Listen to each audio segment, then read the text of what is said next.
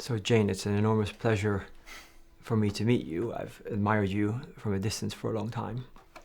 I want to tell you a little bit about my own story with chimpanzees. So I grew up in Gabon in Central Africa, and my parents are biologists. And when I was about 2, we lived in the jungle, and the local hunters had shot a chimpanzee without realizing that it had a little baby, a few weeks old, still clinging to its mother. So they brought it to us, and my father bought it for its weight in sardines. And so we raised it with a bottle that was at home. We gave it a bottle and kind of raised it. And it was like a brother. He was like a brother to me. His name was Bertje. Here's a picture of us in the back garden. You and Bertje. Bertje, yeah. Bertje. So Bertie. Yeah, Bertje. Bertje is in Dutch. Yeah. And he was like a brother to my sister and I. He's just about 2. I think he's about 2, and I'm about 4, or maybe 3. And it was just amazing having a chimpanzee. They're so like children. They're so like children. But then what happened to him? He lived with us for a few years, and then when he was about 5 years old, we brought him to a nature reserve where they tried to bring him back into the wild. So, but unfortunately, he got ill at some point, and This is the tragedy of these, these young chimps, very cute, very sweet, and there's a pet trade in them now. Yeah. So it's happened in the US where a scientist, Kellogg, he actually brought up a chimp with his son Donald as an experiment. Yeah. But then when the chimp stopped being cute and sweet, he was thrown into a lab, and the end is always sad. Yeah, it was very sad. I mean, for us, it wasn't because he was still cute and sweet. We were moving on, and so we that's the problem. Yeah. And these humanized chimps, they can almost never be reintroduced. Okay. No, unless they're with a whole group. Unless they're brought in as a group. Yes. Yeah, so there was a French, this is the President's Reserve, and so the hope was that they would be able to reintroduce him back. I mean, he was a particularly intelligent. It doesn't work. Very doubtful. So what should we have done then? Because he was a few weeks old, and he would have died. Well, no, you did the right thing. You took him and you looked after him. Yeah. No, there was nowhere for you to put that little chimp. Yeah. No, it's I felt very attached to him. I really thought he was like a brother, and we played, and he was he liked to play hide and seek, and here I have a photo of he and I playing together in the sand pit. He was just very, very, very, very playful, and here he is with my sister. He and my sister were exactly the same age, and they had a very close bond that I was actually a little jealous of. So my mother says, although we looked differently, we behaved remarkably similarly. In the morning we fed him porridge, and he'd eat with a spoon, which he didn't actually really like. So if you turned around, he would be eating with his hands. Yes. And then when you look back, he'd grab a spoon as if, of course, I've been eating with my spoon the entire time. That's quite clever, isn't it? That's really clever, yeah. So he had a real he knew what was going on, he could sense things. One of his favorite things of all was to untie knots. So here a photo of him untying a shoe. Oh, yes. Well, that's very typical chimp. Yeah. Yeah. Many zoo chimps, if they get the chance, they'll spend a lot of time untying your shoes. Yeah. No, and trying to knot them again. Oh, but really? No, and it's amazing. His favorite. In fact, it used to bother me when I didn't wear shoes that often, but if I did, he would grab them. Yeah. And then I remember my mother said I once came in very upset because I said, he's taking my shoes off, but he has hands and feet. So I would grab his hands and pull them off, and he grabbed them with his feet, and then it's not fair. He's got 4 hands. 4 hands, yes. And but he couldn't tie the lace, could he? I don't think he could. No. No. His favorite game, in fact, was my father would take a big piece of string and tie him up.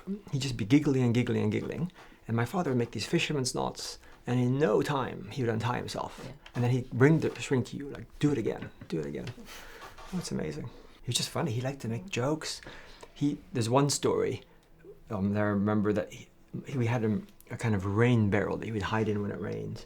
And so my sister, who was then about 1, could just walk, crawled into the barrel, and he would sit in front. And so my mother couldn't find her. My mother panicked. It's the jungle, there are snakes, there are all kinds of animals, and she couldn't find, and she went yelling and screaming. And he sat in the front and kind of blocked the view for a long, long time until the whole village just went in a panic. And eventually they found her hiding behind. They were colluding together. Yeah, so they thought it was very funny. Yeah. I bet your mother didn't think it was very funny. Not think it was funny, but he thought it was funny. They somehow, my sister and he, they're playing a game, hiding from the adults. Yeah, it's amazing. Yeah, that's how human they are. Yeah. Mm. Did you regard them as very human from early on? Because, of course, mainstream science was at pains for a long time to say, no, they're not human. We mustn't anthropomorphise them. That's what I was taught when I went to university. The thing, when I got to Cambridge to do a PhD, I hadn't been to university at all. Okay. And I was pretty scared, you know. Yeah. Got there and was told by these erudite professors I'd done everything wrong. I shouldn't have given the chimpanzees names. Some Really? of them said it's scientific to give them numbers. And I couldn't talk about personality, mind capable of thinking, and certainly not emotions, because those were unique to humans. And at that time, we're going back now to 61, it was still believed by mainstream science that there was a difference of kind between us and the rest of the animals. Yeah. Whereas, of course, it's a difference of degree. Yeah. I was taught the same thing in the 80s. Yes, my son was as well. Yeah. I said, I was told off if I said it intended to do something. Yeah. Intentionality is linked to us. Yeah. Yes. For them, it had to be some kind of clockwork instinct or something. It just did this. It didn't intend to. That's so interesting. So do you think the fact that you were in some sense unhampered by convention, and sometimes what they were telling you, you had to be a spectator, an outsider, and not be involved? Not be involved emotionally at all. But in fact, that spectator distance would have prevented people from seeing what was true. Yes, of course. Yeah. But you see, in those days there were no tools to dissect animal emotion. Now you can do a degree in it.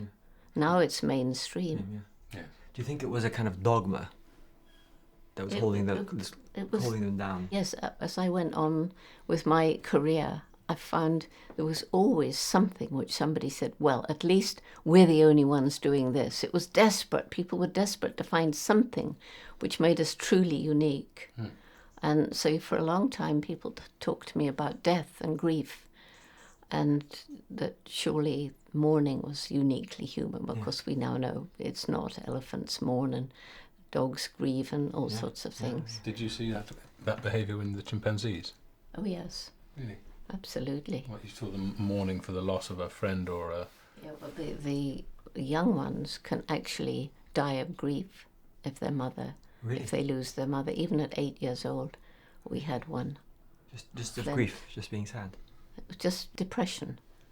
Depression. Okay. We'd call that a broken heart if it happened in humans, wouldn't we? Yeah. I wonder if that's what happened to Bertje when he... It could well be. I mean, he lost his whole family. Yeah. You know, he was abandoned. Oh, man. Yeah. Yeah. Oh, man. That's the trouble. Yeah. And that's really tough. we interfere in animals' lives, but we interfere in each other's lives too. Yeah. Wow.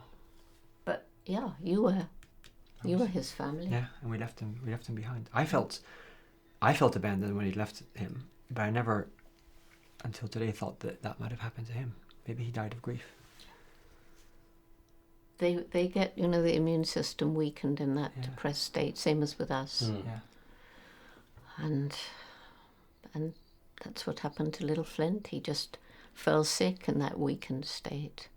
I mean, I'll never forget, this was the saddest thing. His mother was very old, and she died. Actually, she was about to cross a stream, and her heart gave out, I think. And he set off and he travelled with the others, but then he came back to where his mother had been. We'd moved the body by then.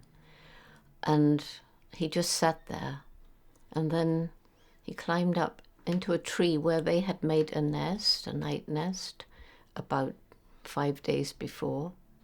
And very slowly he walked along the branch. And he got to this nest, and he stood there and he looked at it. And then he turned around and walked back and walked down, curled up close to where she'd been, and died. Wow. Just died of grief. Bite of a broken heart. There's nothing else you can say, really. It's really sad. There are a lot of sad You're things. right. Yeah. I really loved Bertje. It was like a brother, and you know. Well, this is the thing. They are so human. Yeah, they're so human.